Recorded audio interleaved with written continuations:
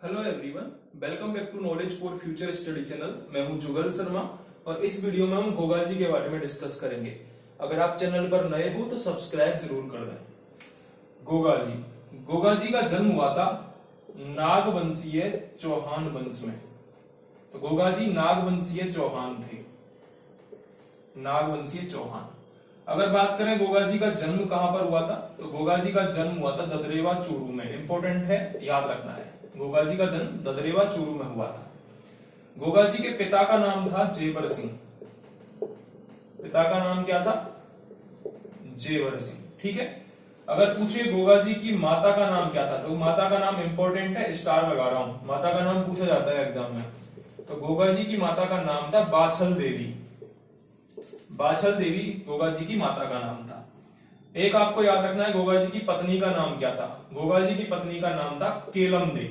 केलमदे। और केलमदे कहां की रहने वाली थी? तो केलमदे कोलूमंड के राजा बूढ़ो जी की पुत्री थी। बूढ़ो जी की पुत्री थी ये। ठीक है। तो ददरेवा चूरू में इनका जन्म हुआ। पिता जेवर सिंह, माता बाछल देवी, पत्नी केलमदे। अगर बात करें गोगा जी के गुरु की, तो गोगा जी का गुरु थे गोरखनाथ जी। गोरखनाथ जी गोगा जी के गुरु थे, ये आपको याद रखना है। ठीक है। एक चीज आपको याद रखनी है, गोगा जी के अन्य नाम क्या क्या हैं। तो गोगा जी को नागराज का अवतार कहा जाता है। गोगा जी को नागराज का अवतार कहा जाता है। इसके अलावा मुस्लिम इन्हें कहते हैं गोगा पीर। गोगा पीर। ठीक है। इसके अलावा इन्हें सर्परक्षक देवता। इसके अलावा गायों का देवता, गायों का रक्षक देवता। ठीक है। इसके अलावा गोगा जी को कहा जाता है जाहर पीर। जाहर पीर कहा जाता है। ठीक है। ये गोगा जी के उपनाम है। इतना गोगा जी के बारे में आपको याद रखना है। ठीक है। आगे देखते हैं।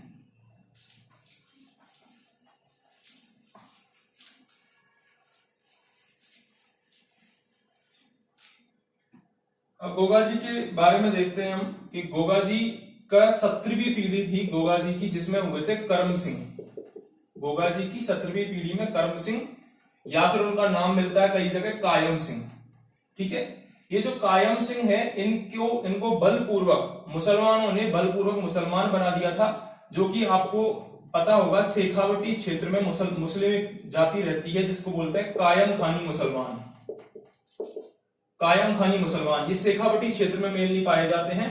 तो कायम खानी जो मुसलमान होते हैं वो पहले हिंदू ही थे, गोगा जी को ही अपना पूर्वज मानते हैं। गोगा जी की 17वीं पीढ़ी में जन्मे थे, उनको मुसलमानों ने बलपूर्वक मुसलमान बना दिया था। तो कायम खानी मुसलमान गोगा जी को अपना इष्ट मान के पूजते हैं गोगा पीर के रूप में। ठीक है।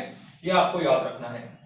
अब मैं आपको गोगा जी का जन्म कैसे हुआ बता देता हूं। गोगा जी के माता पिता को संतान नहीं हो रही थी, तो उन्होंने तपस्या की। उनके गांव में एक दिन गोरखनाथ जी आए थे। गोरखनाथ जी की तपस्या स्थली थी वहीं पास में। गोरखनाथ जी ने क्या किया, उनको एक सुगंधित पदार्थ दिया जिसे बोलते हैं गुगल सुगंधित पदार्थ दिया। उसको माता बाछल देवी ने खाया और संतान प्राप्ति की गोरखनाथ जी ने आशीर्वाद दिया था। तो उनके घर संतान जन्म ही बाछल देवी के और जेवर सिंह जी के। तो उसका नाम गोवा कैसे पड़ा? गो शब्द लिया गया था गोरखनाथ जी से। गोरखनाथ जी की कृपा से हुए थे गोगा जी, तो गोरखनाथ जी से गो शब्द लिया गया। ठीक है। और गा शब्द लिया था गाय से। गोरक्षक देवता है, तो गोगा जी ऐसे इनका नाम रखा गया था गोगा। ठीक है। ये इनके पीछे कहानी है कि गोगा जी का जन्म कैसे हुआ था। ठीक है। अब एक कहानी और मिलती है इनकी।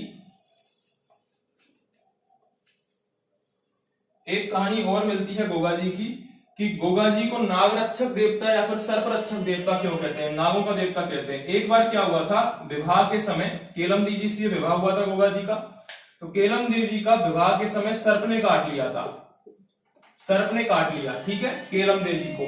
तो गोगा जी ने क्या किया, तपस्या की, यज्ञ करना प्रारंभ कर दिया, जिसमें सर्प आकर गिरने लग गए थे। तो जो सर्पों के राजा थे, राजा तक्षक नाग, उन्होंने आकर गोगा जी से प्रार्थना करी और अपने नाग वंश को क्षमा करने की याचना करी। तो गोगा जी को आशीर्वाद दिया तक्षक नाग ने कि सर्प रक्षक देवता कहलाएंगे, वो सर्प रक्षक देवता कहलाएंगे।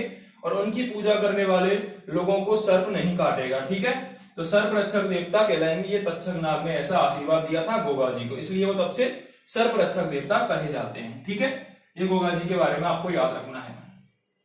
अब हम देखेंगे गोगा जी की मृत्यु कैसे हुई। तो गोगा जी के दो चचेरे भाई थे। गोगा जी के दो चचेरे भाई थे, एक का नाम था अर्जुन और एक का नाम था सुरजन। ये दो चचेरे भाई थे। ठीक है, इनसे भूमि विवाद हो गया था, गोगा जी का भूमि विवाद। तो इन्होंने क्या किया, अर्जुन सर्जुन ने इनकी जो गाय हैं गोगा जी की, उनको बना लिया बंदी, गायों को बंदी बना के और महमूद गजनबी को सौंप दिया। महमूद गजनबी को सौंप दिया। ठीक है, तो महमूद गजनबी से गाय छुड़ाने गए गोगा जी अपने 47 पुत्र प्लस 60 भतीजों, 47 पुत्र और 60 भतीजों के साथ चिनाब नदी पार कर महमूद गजनबी से युद्ध करने पहुंच गए। और महमूद गजनबी ने, इनके शौर्य को देखकर ही महमूद गजनबी ने ही इन्हें जहार पीर की उपाधि दी थी। जहार पीर का मतलब क्या होता है, जहार पीर का मतलब होता है साक्षात देवता, साक्षात देवता। ठीक है, तो जहार पीर की उपाधि गोगा जी को महमूद गजनबी ने दी थी इनके शौर्य को देखकर। तो महमूद गजनबी से तो इन्होंने गायों को छुड़ा लिया, लेकिन जब ये वापस गांव लौटे तो अर्जुन सर्जुन के साथ इनका युद्ध हुआ और यहीं पर ये वीर गति को प्राप्त होते हैं, अर्जुन सर्जुन के साथ ही। ठीक है, ऐसा कहां मिलता है, रणकपुर प्रशस्ति में और दयाल दासरी ख्यात में ऐसा वर्णन मिलता है कि इनकी जो मृत्यु हुई थी गोगा जी की, वो अर्जुन सर्जुन के साथ भूमि विवाद को लेकर बंटवारे में हुई थी। ठीक है, युद्ध करते समय।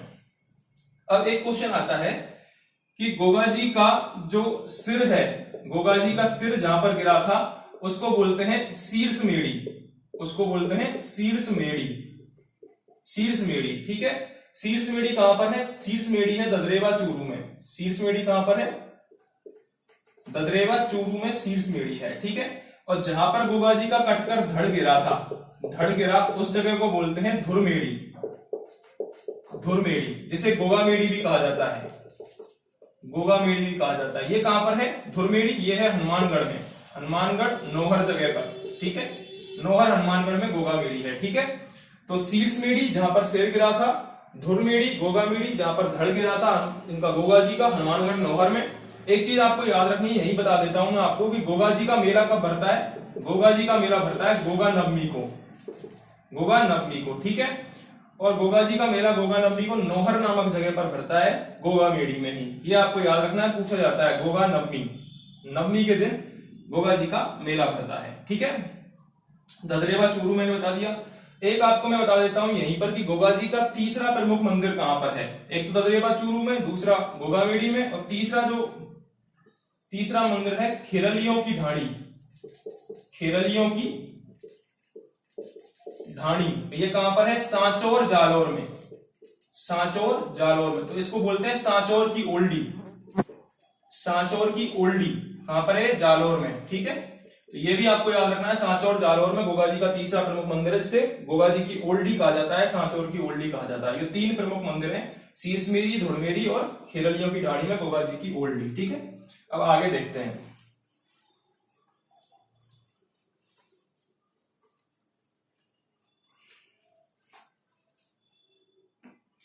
एक चीज और आपको याद रखनी है कि गोगा जी का जो घोड़ा था, गोगा जी का घोड़ा वो था नीली घोड़ी, नीली घोड़ी। और नीली घोड़ी को क्या कहा जाता है, नीली घोड़ी को कहा जाता है गोगा बापा, गोगा बापा। ठीक है, ये आपको याद रखना है, नीली घोड़ी को गोगा बापा कहा जाता है। एक चीज ये भी याद रखनी है, गोगा राखड़ी, गोगा राखड़ी क्या चीज है।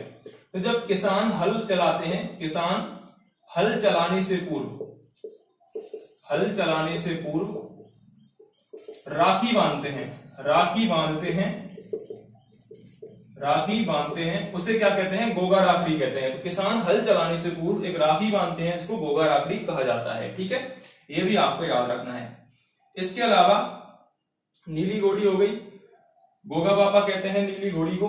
गोगा जी का जो वाद्य यंत्र है वो है डेरू वाद्य यंत्र, डेरू वाद्य यंत्र का प्रयोग होता है गोगा जी की पूजा में। इसके अलावा नगाड़ा और ढोल बजाया जाता है, जिन्हें माठ कहा जाता है, माठ वाद्य यंत्र का प्रयोग होता है। ये भी आपको याद रखना, पूछा जा सकता है कि गोगा जी के भक्त कौन सा वाद्य यंत्र प्रयोग में लेते हैं, डेरू और माठ वाद्य यंत्र प्रयोग में लेते हैं। ठीक है,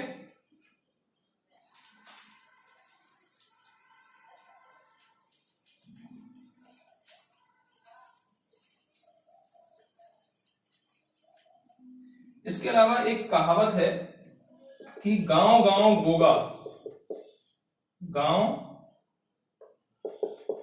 गांव गांव खेजड़ी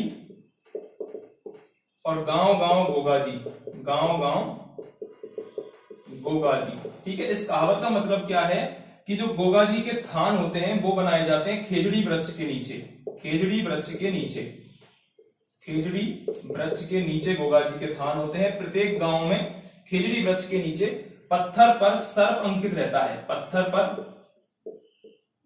पर सर्प की आकृति रहती है, पत्थर पर सर्प की आकृति अंकित रहती है खेजड़ी वृक्ष के नीचे। तो एक कहावत है गांव गांव खेजड़ी गांव गांव गोगा, जहां पर खेजड़ी होगी उसके नीचे पत्थर पर सर्प की आकृति में गोगा जी की पूजा होती है। गोगा जी पंजाब, हरियाणा, आसपास के जो राज्य है राजस्थान के, वहां पर भी बहुत प्रसिद्ध है, तो ये भी आपको याद रखना है। इसके अलावा गोगा जी को घोड़े वाले बाबा भी कहा जाता है, घोड़े वाले बाबा, नीली घोड़ी वाले बाबा भी कहा जाता है, ये भी आपको याद रखना है। इसके अलावा एक और चीज मैं बता देता हूं कि गोगा जी पर एक कवि मेहर थे जिन्होंने गोगाजी रसावला,